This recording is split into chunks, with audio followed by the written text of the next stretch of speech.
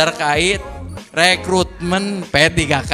Apabila teman-teman punya peluang untuk daftar P3K, gitu. Pas dia akses daftar, ternyata dia itu disalurkannya ke umum ya, mendapatkan jam ngajar atau tidak, gitu. Oke, jadi nanti bisa jadi dokter Pak, dokter di kamar mayat. Nah di tempat kita itu aturannya KKG-nya udah sesuai aturan apa belum gitu. Assalamualaikum warahmatullahi wabarakatuh. Kembali lagi bersama saya Kang Heru di Ruang Emoji, Ruang Kreativitas dan Inspirasi. Ini kita sudah memasuki di pekan yang keempat ya dari kegiatan Ruang Emoji, podcast di Ruang Emoji. Dan untuk minggu kita kali ini ada yang spesial. Kalau di minggu-minggu sebelumnya saya agak sedikit tidak serius gitu. Untuk kali ini sengaja pakaian saya dibikin lebih serius, dibikin lebih rapi, mengingat narasumber kita yang akan kita tampilkan di sini adalah salah seorang mungkin bisa dibilang tokoh dalam dunia pendidikan ya, khususnya di Kota Tasikmalaya. Baik, nanti apa yang akan kita bahas dan siapa tokohnya, mari kita sambut dengan meriah. Ini dia Pak Kendra Rodiansah. Kepada yang terhormat silakan dipersilakan. Oke. Mangga Pak. Ya, silakan duduk Pak. Ya. Apa kabarnya Pak hari ini? Alhamdulillah baik. Oke, sepertinya ini masih memakai pakaian dinas nampaknya. Ini kalau di jam saya pemirsa, sekarang itu sudah jam 17.42 dan beliau masih menggunakan pakaian dinas. Kenapa ini jam segini masih begini nih? Biasa pencitraan lah. Pulang kerja. Oh pulang kerja, ya oke. Beliau ini kalau boleh saya bercerita, dulunya beliau adalah salah satu aktivis KKG. Tapi biar lebih mendetail kita berkenalan saja langsung mungkin. Pak bisa diperkenalkan nama, alamat, dan kemudian aktivitas sekarang sebelum nanti kita gali lebih dalam. Mangga Pak. Oke baik, Assalamualaikum warahmatullahi wabarakatuh. Waalaikumsalam warahmatullahi wabarakatuh. Salamnya buat sahabat Ruang Emoji ya. Ya. Ini di sini banyak sekali supporternya nih. Ada Rumah Kamasan, Oi. Badan Pengurusan Kota OI ya. Kemudian Padepokan Seni Sunda, ya. Gema Mitra juga ini. Ya, partner kita di pendidikan Gema Mitra. Semoga semakin sukses terus. Dan amin. Terus berkiprah di dunia pendidikan, membawa kebaikan untuk dunia pendidikan. Amin ya Allah ya Rabbal Alamin. Seperti yang diminta oleh Kang Heru ya. Saya sedikit menjelaskan tentang perjalanan saya sebelum masuk ke Kota Tasik. Oke. Ini kita flashbacknya nggak usah terlalu jauh. Nggak usah. Okay. Jangan dari zaman SMA. Saya tahu Bapak zaman SMA gantengnya maksimal gitu. Tapi kita skip aja bagian situ. Kita lanjut dari mulai mungkin kiprah Bapak setelah lulus kuliah gitu Pak. Oke. Mungkin Kang Heru ini salah satu saksi mata ya. Salah satu saksi mata yang bisa dikatakan, tapi saya nggak bicara dia objektif atau tidak ya. Soalnya saya tahulah dia keseharian seperti apa. Pertama saya itu masuk 2010 kalau tidak salah. 2010 di dunia pendidikan itu ikut tes CPNS. Meskipun sebelumnya saya sempat mengabdikan diri di kabupaten. Sejak tahun 2005 lulus SMA, sambil kuliah saya sudah masuk ke dunia pendidikan. Berarti Bapak itu bukan kota, berarti bukan produk kota Tasikmalaya? Bukan. Tapi masih Tasikmalaya. Masih Tasikmalaya. Ya. Soalnya kan sebelumnya kota dan kabupaten itu digabung, bersatu, betul. Ya. 2009 kita baru memisahkan diri ya. Iya gitu. Ya. Nah 2010 saya masuk, lulus ikut tes CPNS. Saya itu dari prajurit Pak, meskipun sekarang masih prajurit sebetulnya gitu ya. 2010 saya masuk menggunakan ijazah D2. D2 UPI kampus Tasikmalaya, alhamdulillah kita lulus. Kemudian saat itu. Berarti dulu masih waktu diangkat, waktu ikut tes itu belum mulai yang pakai komputer ya, berarti masih zaman-zamannya kita tes ditulis itu mungkin? Iya betul. Saat itu kita masih bukan CAT berarti ya, masih tes tulis biasa gitu. Untuk CPNS diumumkannya juga di koran-koran nasional. 2010 saya masuk menjadi guru kelas di salah satu SD di ujung Kota Tasik, perbatasan dengan Kabupaten, SD Ranca Bendem. Bendem. Oh berarti masih sekitaran deket lah kalau dari sini ya, kalau dari betul. Ruang Emoji ini. Oke. 2010 dengan pangkat dulu tuh karena kita menggunakan ijazah D2, Pangkat tuh 2B. Nah, sempat dulu karena ada perubahan regulasi ya. Ini betul. kita flashback aja, ngobrol biasa aja ya. 2010, 2013, 14, 2009 ada perubahan regulasi, lahirnya Permenpan RB nomor 16 tahun 2009, sehingga ada sedikit peluang sebetulnya untuk kita satu angkatan saat itu supaya bisa langsung naikkan pangkat kita langsung ke golongan 3A dengan catatan harus ijazah S1 saat itu.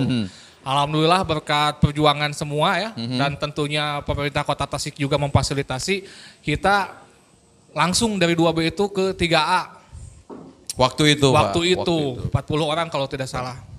Jadi nggak langsung gitu, nggak 2010, 2012 langsung. Iya, 2014 2014 baru lompat gitu Pak. Lompat ke 3A. Jadi kita nggak punya ini jadi SK, tidak ke 2C dulu berarti. 2C 2D nggak ada kita, langsung ke 3A. Dan saat itu juga alhamdulillah mungkin saya itu bukan membanggakan diri ya, tapi kalau depan Anda saya harus sombong kayaknya gitu. Langsung saya kepanggil PLPG saat itu. Ya. Tahun 2014 itu. 2013. Jadi karena Anda tadi bertanyanya masalah perjalanan hidup ya. Di dunia pendidikan 2013 saya jadi instruktur nasional kurikulum 2013 saat itu. Kemudian kepanggil PLPG, alhamdulillah lulusan termuda PLPG-nya juga 2013 sertifikasi lah nama gitu. Jadi punya sertifikat pendidik sejak 2013 kalau anak kan telat gitu. Kebetulan Andanya sedang jualan. Kang Anda sedang jualan. 2013 ya. Kemudian 2014 masih instruktur. Masuk ke saat itu lagi musim-musimnya guru pembelajar. Kita semua guru itu dites UKG. Alhamdulillah saya juga kepanggil jadi instruktur nasional untuk guru pembelajar 1 tahun. Alhamdulillah. Berarti 2016 itu ya, di 2015? Ya pas Pak Anies saat itu. Pas Pak Anies, 2015 berarti. Sampai 2019 bertahan jadi instruktur nasional guru pembelajar yang berubah nama jadi PKB ya, pengembangan kompetensi berkelanjutan. Terakhir PKP, peningkatan kompetensi profesional kalau tidak salah, PKP. Dan mungkin Bapak juga alumnus sempat alumnus PKP. Masih. Terakhir 2019 2020 ya. 2021 kemarin saya ikut tes, bukan tes ya. Saya ikut pelatihan yang di Malang dan kan ini harus sombong kayaknya ya kalau di sini harus sombong karena karena gini kalau kita gitu sombong di ruang emoji itu akan menjadi bentuk apresiasi. Beda ketika kita sombong di luar, Pak. Kalau di sini agar mungkin menjadi motivasi, kesombongan yang kita berikan menjadi motivasi bagi rekan-rekan guru yang lain bahwa ternyata berkarir itu bisa dari bawah gitu, nggak bisa ujung-ujung. Ya, maksud saya lanjut Pak. Bukan sombong, mungkin bisa dijadikan motivasi lah buat teman-teman di guru yang awalnya tuh apalagi guru SD itu dipandang sebelah mata kalau waktu saya itu. Mudah-mudahan sekarang tidak ya. Kalau sekarang tuh sudah pada hebat-hebat. Kalau dulu kayak ada sekat gitu antara. Kalau sekarang ASN. maaf Pak, ya kalau dulu dipandang sebelah mata, kalau sekarang lebih ke Jajami Harja. Apaan tuh? Nah. Ya, lanjut lagi Pak, lanjut. Oke. Jadi kan tadi saya udah sampai ke 2021 ya? 2021 ke Malang. Ya. Itu se-Indonesia, alhamdulillah juara pertama juga di Malang. Tapi nggak dapat hadiah. Nggak apa-apa ya. Hadiah itu bonus Pak. Ya, benar. Yang penting uangnya itu yang utama. Ya. Jadi intinya ginilah teman-teman, meskipun kita itu guru ya, yang notabene bisa dikatakan kalau secara peribahasa mah diam di kelas, tapi kalau menurut saya kelas itu terlalu sempit kalau kita mengartikan kelas secara konvensional yang hanya betul. Dibatasi oleh 4 ruang dinding kelas. Ya, betul. Tapi kelas yang saya maksud itu lebih leluasa, apalagi sekarang dengan Mas Menteri itu kan ada kelas virtual. Ya. Jadi kita meskipun lagi dimanapun kita bisa ngajar sebetulnya sama anak didik kita itu. Nah, gini, itu tadi kan masih perjalanan sebagai guru, Pak. Sekarang gimana ceritanya Bapak bisa berada di posisi sekarang? Oh ya, sebagai informasi, beliau ini sekarang mendapat amanah dari pemerintah Kota Tasikmalaya sebagai Kepala Seksi Pembinaan Guru dan Tenaga Kependidikan TKSD ya Pak? TK SD di Dinas Pendidikan Kota Tasikmalaya. Nah ini mungkin akan boleh sedikit diceritakan, sombongnya harus agak lebih karena biar jadi motivasi. Ternyata guru pun bisa berada di, guru pun bisa berada di posisi itu gitu. Nah bagaimana alurnya gitu mungkin? Kalau masalah jabatan itu masalah kepercayaan. Kepercayaan. Dan yang utama itu takdir ya. Dan yang paling penting itu restu orang tua gitu. Karena kalau tidak ada restu dari orang tua, meskipun kita berkeinginan ingin jadi apa, saya rasa itu mustahil. Kalau menurut pandangan saya ya seperti itu. Jadi sebetulnya jadi kasih pembinaan sama saja sebetulnya. Mau guru, mau menjadi di struktural, semuanya sama, adalah kita ini pegawai. Pegawai yang harus disiap ditempatkan dimanapun. Kang Heru juga mungkin besok atau lusa bisa menjadi kabid, bisa menjadi kadis, bisa menjadi, apalagi sekarang Kang Heru kalau tidak salah sebenarnya guru penggerak ya. Iya, saya sebenarnya sekarang sedang berintis Pak. Insya Allah mungkin nanti dalam 2 atau 3 tahun ke depan, 5 tahun lah, target saya 5 tahun itu saya jadi wali kota. Sekarang saya sudah jadi wali murid Pak. Wali murid nanti kemudian nanti jadi wali kelas. Setelah itu nanti baru jadi wali kota Pak. Boleh. Oh, ya. Asal jangan wali kukun, panas buat semua itu kalau wali kukun. Ya kan kalau anekdot di teman-teman itu, ini anekdot aja ya. Jadi kalau kita ingin menjadi sekda, sekretaris daerah, itu harus merintis dari bawah. Karena dari bawah itu gini Pak. Pertama itu dari sekte Pak. Sekretaris RT, kemudian naik jadi seklur, sekmat, nanti sekda. Dan konon katanya kalau kita kerja di rumah sakit Pak, ini kata teman saya, kalau kita kerja di rumah sakit, kemudian sampai tua, nanti bisa jadi dokter Pak. Dokter di kamar mayat. Bisa ya, itu mah intermejo. Oke. Jadi intinya meskipun kita guru itu, tetap kalau masalah pergaulan harus luas. Betul. Kita gabung dengan berbagai komunitas, apalagi di kita ada Gumulis, ada KKG, kemudian ada komunitas-komunitas lain, ada komunitas musisi. Jangan dikira musisi itu nggak ada pendidikan, justru semua di pendidikan itu itu masuk pendidikan itu. Di politik aja ada. Pendidikan politiknya, di musik ada pendidikan musik. Benar nggak? Betul. Nah, jadi kita tuh yang namanya pendidikan sebetulnya kunci dari semua bidang. Gitu. Stop dulu Pak sampai sana. Nanti kita perdalam lagi. Berikutnya Pak.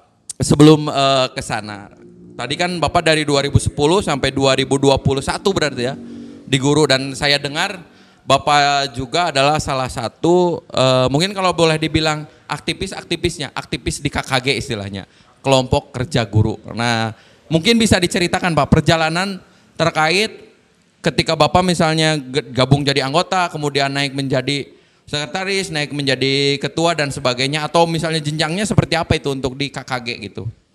Kalau disebut aktivis terlalu wah gitu ya.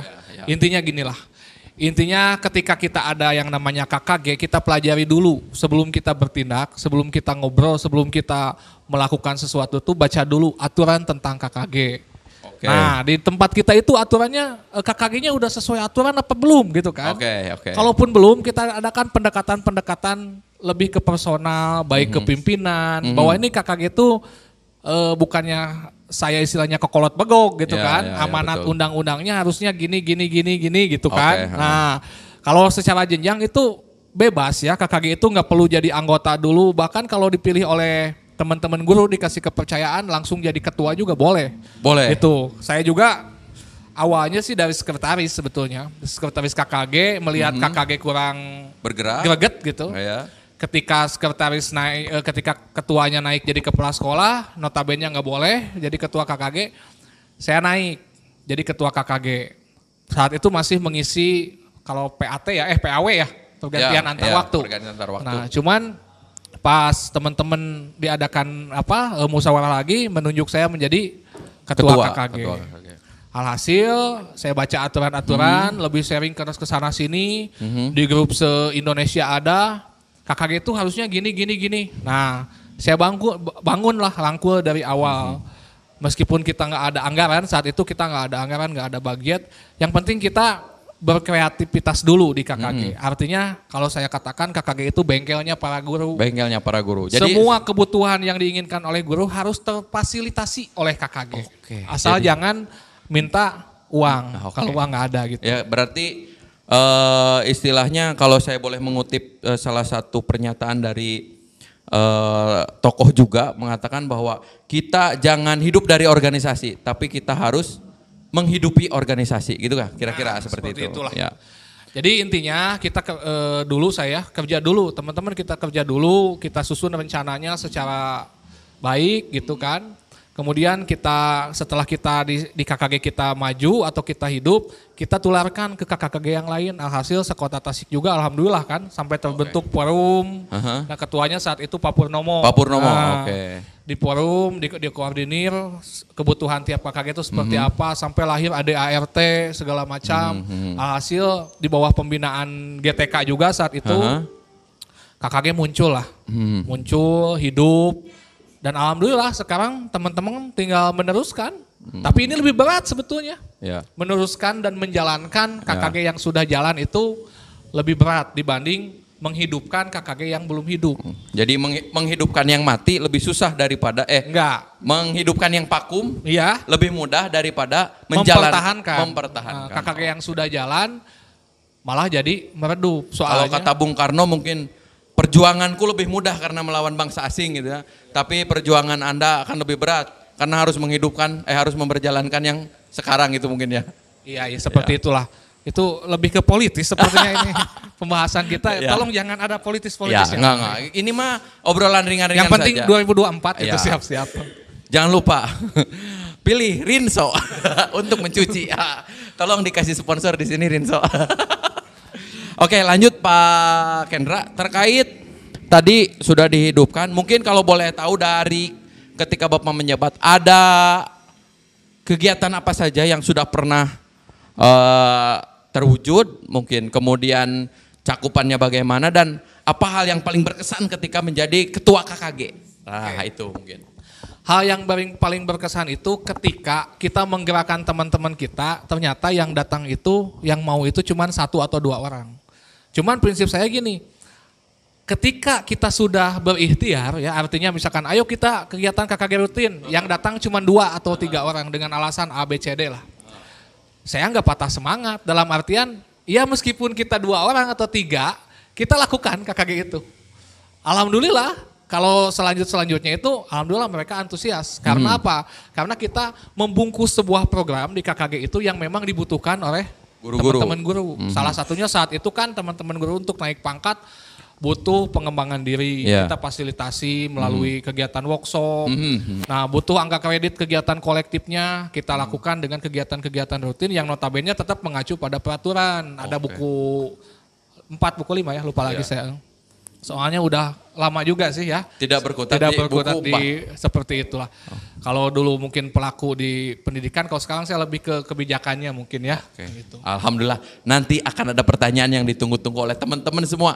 Saya yakin pertanyaan ini akan ditunggu-tunggu tapi tidak akan saya keluarkan. Nanti itu pertanyaan akan saya simpan di belakang terkait yang hangat-hangat. Sekarang lanjutkan Pak Kendra terkait ketika Bapak sudah menjadi sekarang dengan amanah yang baru sebagai Kasih PGTK. Menurut Pak Kendra sendiri, bagaimana kinerja guru saat ini Pak? Nah, itu yang jadi pertanyaan saya terkait. Mungkin kalau dulu Bapak melihatnya di dalam, sekarang Bapak melihatnya dari luar nih. Bagaimana kinerja guru-guru saat ini, khususnya di Kota Tasikmalaya mungkin? Saya jawab normatif atau kenyataan ini? Mungkin normatif dulu, baru kita jawab kenyataan. Jawaban ideal dulu Pak, jawaban ideal dulu. Sejauh ini teman-teman guru kita itu nilai sudah baik kinerjanya. Saya lihat di penilaian kinerjanya sudah baik, diajukan oleh kepala sekolah sudah baik semua. Berarti kinerjanya baik gitu. Baik, kinerjanya baik. Itu yang normatifnya Pak. Bukti nyatanya juga nggak ada masalah ketika anak-anak SD misalkan dari kelas 1 ya naik ke kelas 2, berarti berhasil kan gurunya. Ya. Tuntas. Anak-anak kelas 6 lanjut lulus ke SMP, itu kan berhasil. Kalau saya mengatakan jelek atau buruk itu sangat salah. Hanya saja kinerja teman-teman guru itu harus bisa ditingkatkan dan disesuaikan dengan kebutuhan sekarang. Karena kita tahu guru-guru kita itu dulu kan mungkin ya, dulu itu mungkin belum begitu menguasai tentang siapa yang akan kita hadapi. Kita itu atau guru itu, teman-teman guru itu menghadapi makhluk hidup. Bukan benda mati. Kalau misalkan menghadapi makhluk hidup beda berarti. Beda. Artinya beda gini, makhluk hidup itu lahirnya itu beda-beda. Betul tidak? Kalau misalkan kita teori belajarnya masih menggunakan teori belajar konvensional yang lama, tidak mengupdate, tidak menyesuaikan dengan keadaan kemajuan teknologi yang sekarang, insya Allah sih itu kita akan ketinggalan. Oke, kalau saya boleh mengutip, mungkin ini sesuai dengan yang dinyatakan oleh Ki Hajar Dewantara bahwa kita mendidik anak itu harus sesuai dengan kodrat alam dan kodrat zaman. Alamnya di mana dia tinggal, zamannya sekarang mungkin berbeda. Kan gitu pengen tanya Pak Kendra. Kalau kita membuka sedikit teori tentang fungsi dari sekolah, itu dia memiliki 2 fungsi. Ini mulai berat nih. Ini saya harus sedikit membuka mata ini. Salah satunya untuk mewarisi budaya, melestarikan budaya. Itu yang pertama. Yang kedua juga, sekolah itu sebagai bentuk penyesuaian terhadap teknologi. Nah, ini ada 2 konten yang sebetulnya saling bertentangan.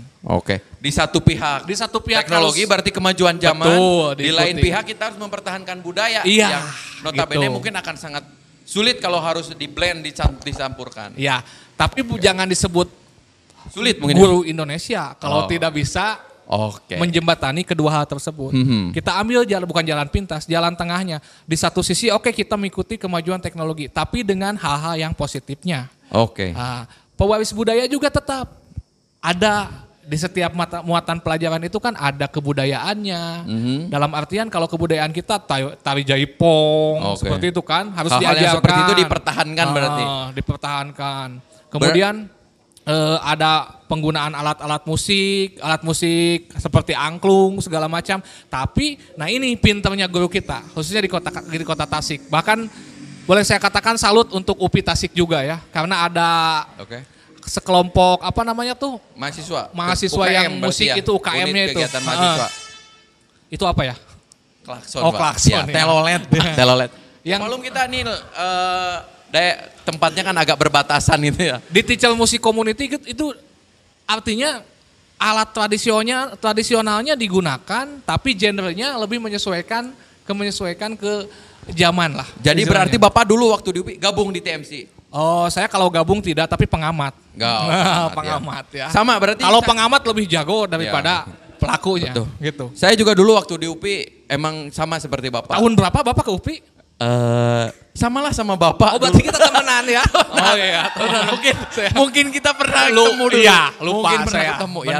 Tapi kan di depan pemirsa jangan sampai ketahuan bahwa kita pernah ketemu Pak ya.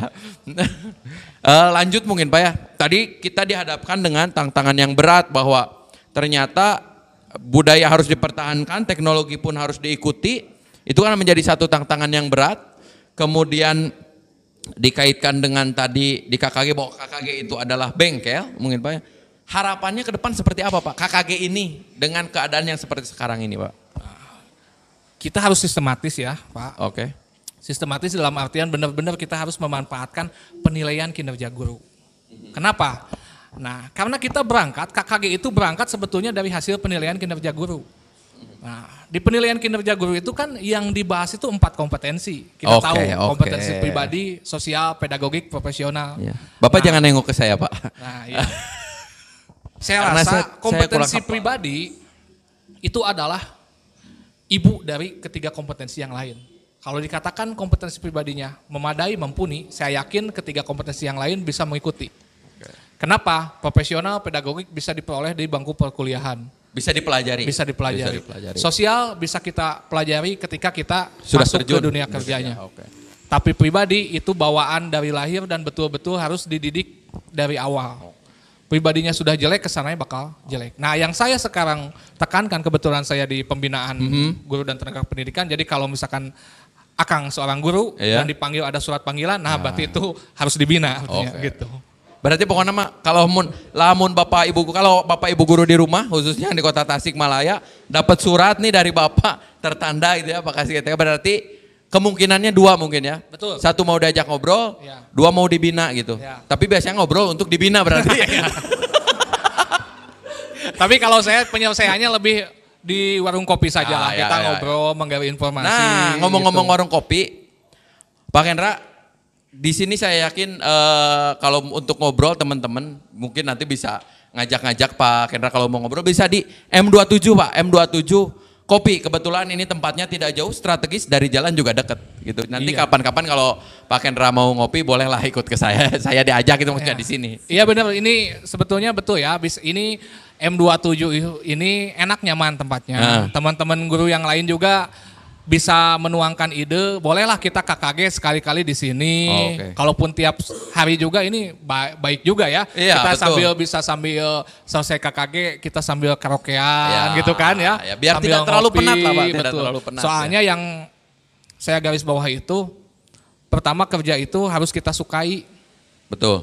Dunia kerja kita itu harus kita geluti dan sukai. Geluti dalam artian bukan gelut bahasa Sunda ya. Oh ya. Tadi saya ngulang Pak. Ini Bapak arahnya mau bahasa Sunda bahasa Indonesia gitu. Harus disukai. Ya. Kalau misalkan kitanya belum suka, itu kita nggak akan maksimal. Nah termasuk KKG, teman-teman pengurus KKG, ketua-ketua KKG, sebelum teman-teman nanti menginginkan KKG itu ini itu ingin itu, fasilitasi dulu anggotanya. Keinginan anggotanya seperti apa? Buat anggotanya itu nyaman dengan KKG. Seperti teman-teman nyaman ketika membuka WA. Tanpa diperintahkan kan nyaman aja, mungkin seharian semalaman buka WA. Nah KKG juga harus seperti itu. Berarti KKG itu harus dari anggota, oleh anggota, untuk anggota. Nah gitu. maksudnya ke sana. Harus bisa menyelesaikan masalah tanpa masalah ya. Seperti moto salah satu organ BUMN. Tidak akan saya sebutkan. Ya, intinya semua permasalahan guru kita selesaikan di KKG, dan guru harus istilahnya dibuat enak oleh KKG. Jadi ada simbiosis mutualisme. Nah itu, jadi intinya harus dikemas kegiatan KKG itu jangan sampai membosankan. Hanya ceramah saja kan gitu. Tidak ada salahnya teman-teman kalau misalkan berkesempatan di KKG nanti dibikin settingan. Kalau di sini nih enak nih, dibikin settingan kelompok. Seperti kemudian dimunculkan permasalahan, bagaimana tanggapan kelompok ini, itu kan lebih ke diskusi. Kita di sini lebih ke memecahkan permasalahan tiap kelompok. Jadi nggak cuma ceramah, kalau ceramah kan mungkin besok Jumat juga kita khotbah ya. Itu ceramah juga. Agung itu ceramah juga gitu kan. Itu harus beda, harus beda. KKG Kota Tasik itu harus beda, harus tampil beda kayak gitu. Harus lebih menarik gitu. Harus lebih menarik, dan tentunya nanti juga produk akan tercipta di KKG. Produk yang dibutuhkan oleh guru. Salah satu contohnya sekarang lagi hangat-hangatnya masalah implementasi kurikulum Merdeka. Nah itu benar sekali Pak Kendra, dan memang saya sempat dengar bisik-bisik banyak yang kebingungan Pak. Kalau dulu katanya, ini kata-kata rekan-rekan guru, ketika peralihan dari kurikulum KTSP, kurikulum tingkat satuan pendidikan, ya betul ya KTSP ya, berpindah ke kurikulum 2013 itu diklat Pak. Dikasih pelatihan, dikasih pendidikan agar guru-guru mampu. Yang sekarang kenapa tidak ada? Nah mungkin ada solusinya. Karena kebetulan saya dengar-dengar Bapak juga sekarang tergabung dalam tim yang membawahi itu. Nah itu apa itu Pak? Apa yang bisa menjadi solusi bagi Bapak Ibu guru yang kebingungan apa itu kurikulum Merdeka itu Pak? Nah ini mindset ini yang harus kita buka dan kita kupas malam ini. Jadi mindset kita terkadang berpikir itu tentang pelatihan itu terstruktur. Ini pelatihan, narasumbernya ada dalam satu ruangan, ujungnya dibagi sertifikat, apalagi kalau dulu ada transport ganti ya. Kerohiman lah. Nah kalau sekarang tuh kita ya, karena sekarang dunia ini tidak terbatas. Saat ini aja kita mau menembus Cina, kita tinggal lihat di Google Cina sekarang lagi apa sih? Kita lihat. Betul nggak? Betul. Nah, pola dari pemanfaatan teknologi itu betul-betul harus kita manfaatkan dalam dunia pendidikan, termasuk dalam dunia pelatihan. Pemerintah sudah menyediakan yang namanya platform. Ini mungkin agak baru ini. Merdeka Mengajar. PMM. Jadi kalau rekan-rekan guru mungkin kemarin sempat mendengar ada istilah PMM. Nah, PMM itu singkatan dari Platform Merdeka Mengajar. Mungkin bisa dikupas. Nah, selain ada PMM, teman-teman guru juga memiliki yang namanya SIM PKB. SIM PKB. Ya. Di sana di SIM PKB itu rumah kedua kita sebetulnya, data-data kita ada di sana. Tentang pelatihan yang ditawarkan oleh Kemdikbud secara gratis itu ada di SIM PKB. Secara online ataupun ujungnya nanti akan tetap muka itu ada. Itu daftarannya ada dan teman-teman bisa mengakses itu semua. Nah, di samping adanya SIM PKB itu yang sedang hangat adanya PMM atau Platform Merdeka Mengajar. Jadi teman-teman guru yang akan mengimplementasikan kurikulum Merdeka tidak usah kesulitan, tinggal mengakses PMM tersebut menggunakan satu akun untuk semua platform. Nah, yang namanya akun Belajar ID sama dikeluarkan akun Belajar ID oleh Kemdikbud. Dan ini sudah saya lihat di Kota Tasik sudah hampir 100%. Berarti hampir semua guru sudah punya akun tersebut dan sudah bisa untuk guru. Cuman kan akun ID Belajar itu juga wajib dimiliki oleh siswa. Kalau siswa hanya beberapa persen. Siswa hanya beberapa persen. Ini tugas para guru juga ya. Ini untuk mengaktifkan akun Belajar ID siswa.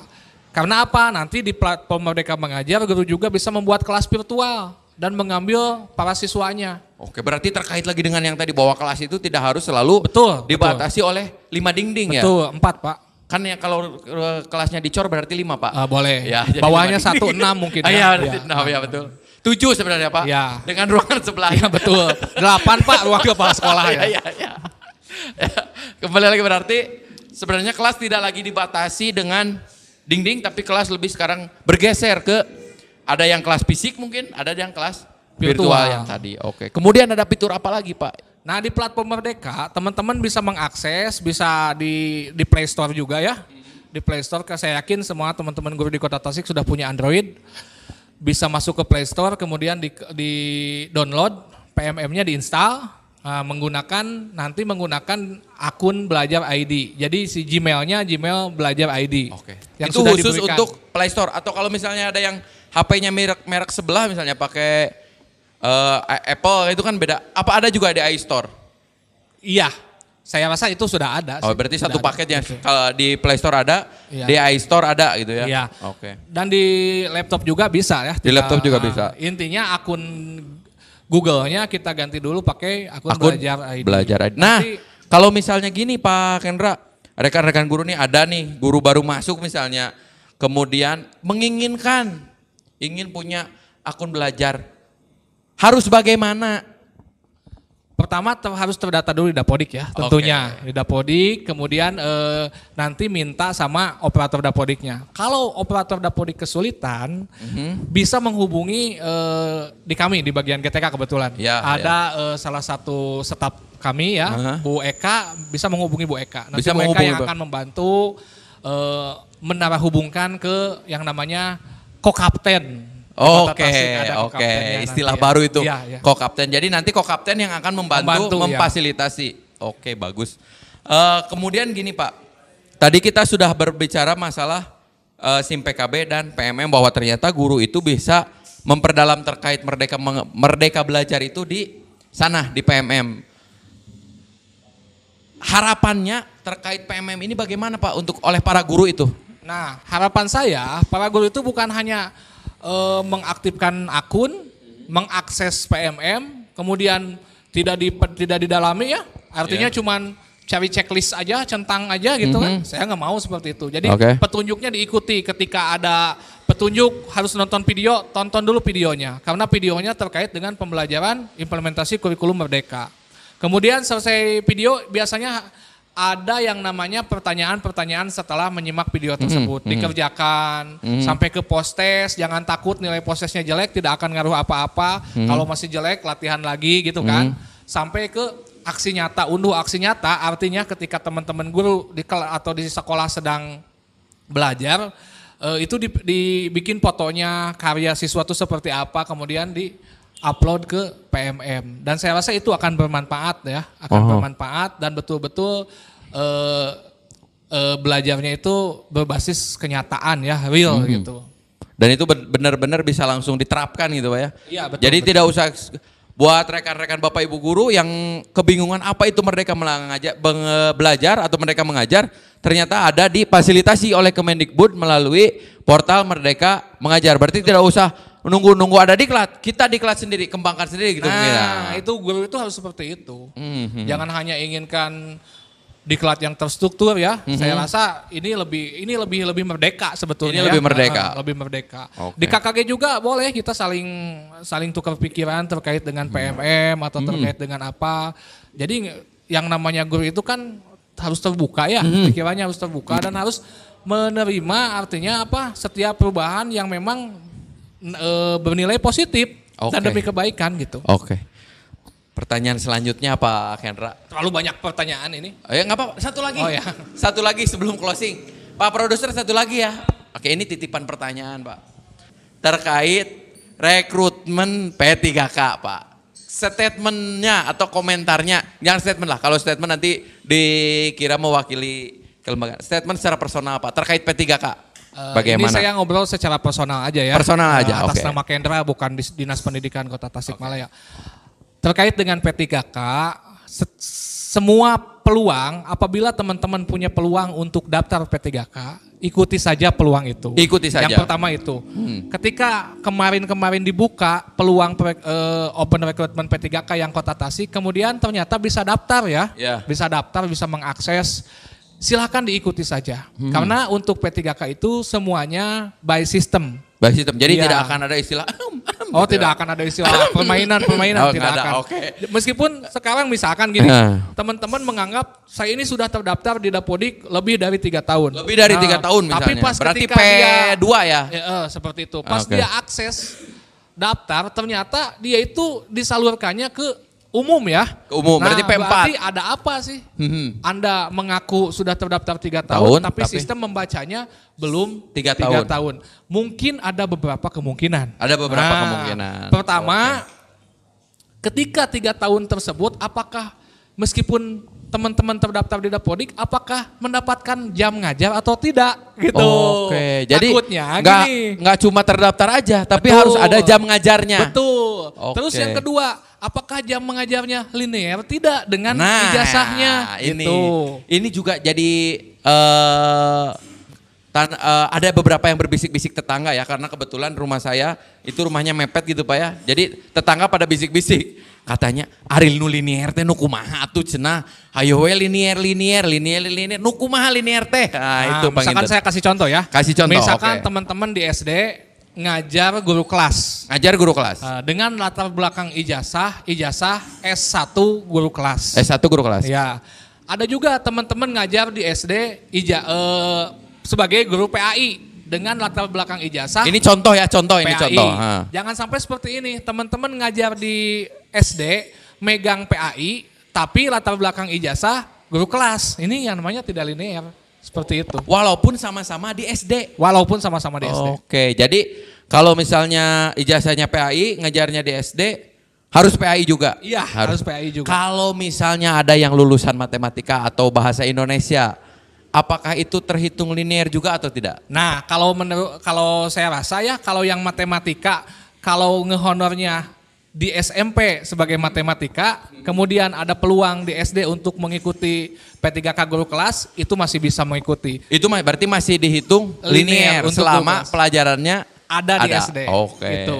Jadi yang kalau yang PAI memang mutlak itu nggak bisa. Iya. Tapi kalau untuk yang pelajaran yang lain itu masih bisa selama itu masih dalam. Misalkan seseorang itu ngehonornya di SMP. Honor di SMP. Sebagai guru IPA misalkan. Guru IPA ya. Pas ikut P3K dia mau ikut yang SD misal. Secara sistem dia bisa ikut ke SD misalkan. Karena terhitung linear itu. Seperti itu. Dan misalkan lulus ternyata ditempatkan di SD. Ya nggak apa-apa, memang kementerian menganggap bahwa itu sudah linear ya. Artinya mata pelajaran yang ada di SD seperti matematika, IPA, kalau IPS ya seperti itu, kemudian apalagi ya bahasa Indonesia ya, itu bisa terakomodir menjadi guru kelas SD untuk P3K. Kalau CPNS beda lagi ya aturannya ya, kalau CPNS. Ya. Bisik-bisik dong Pak Kendra, ini kan Bapak mungkin di dinas membidangi ini ya. Sebenarnya sekarang itu ada berapa Pak formasinya yang sudah launching mungkin Pak?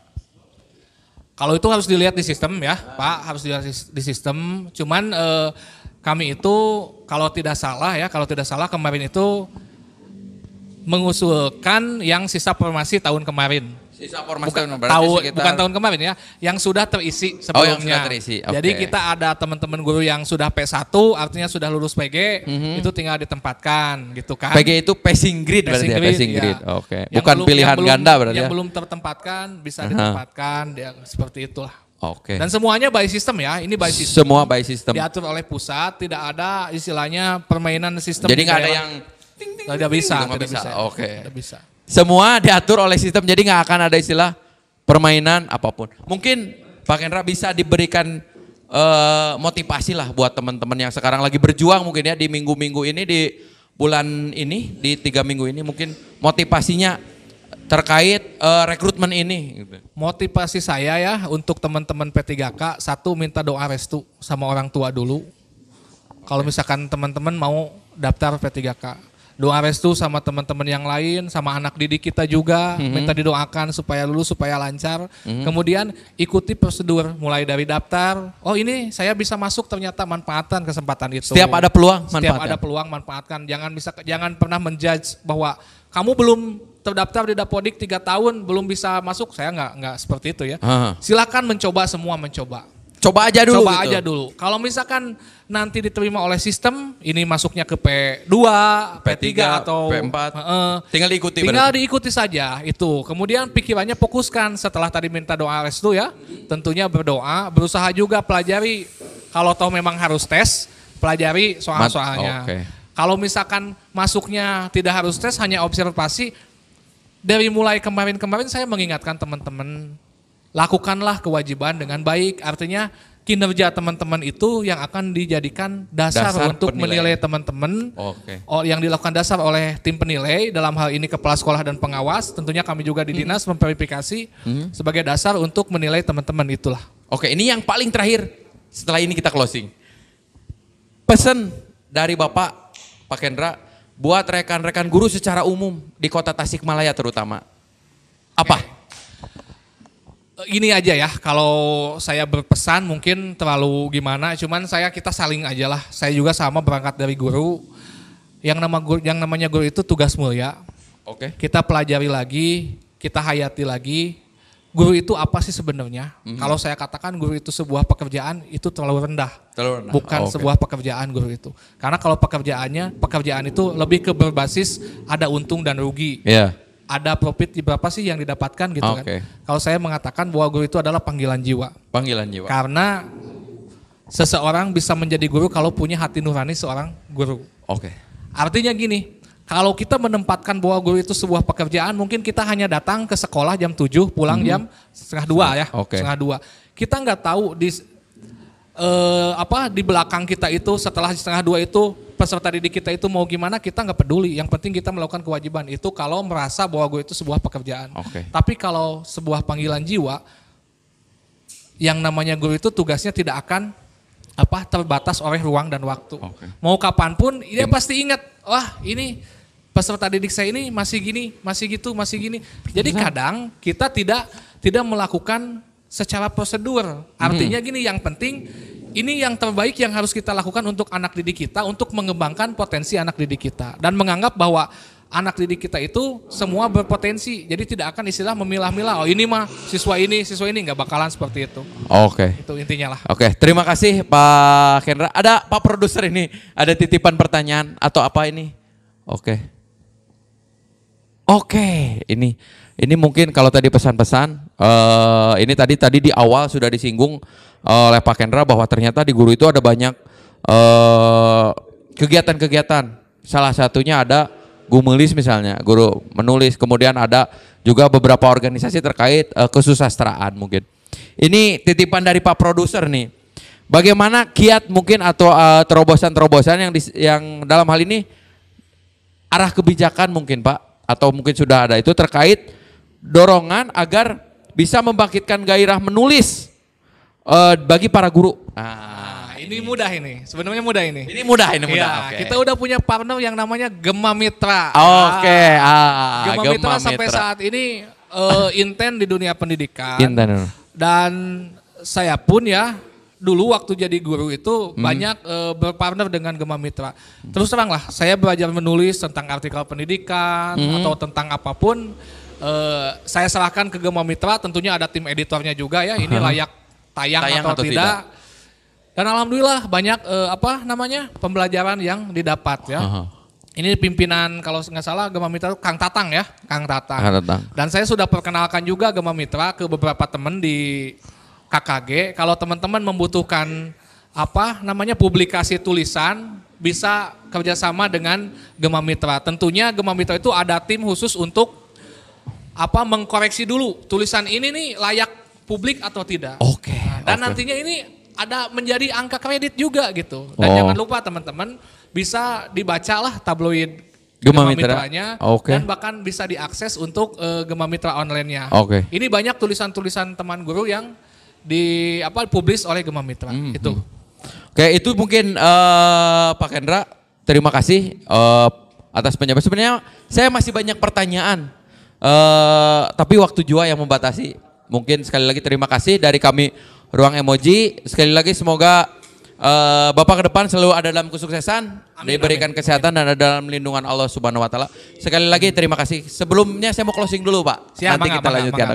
Oke, buat teman-teman sekalian, itu tadi obrolan kita, mungkin bincang sepintas. Saya yakin rekan-rekan ibu bapak guru sekalian yang ada di rumah atau dimanapun yang menonton Ruang Emoji untuk episode kali ini banyak sekali ingin bertanya. Nanti bisa di like, di subscribe, kemudian tulis di komen pertanyaan apa, nanti kita bisikan ke Pak Kendra Rodiansyah terkait keresahan-keresahan Bapak Ibu Guru.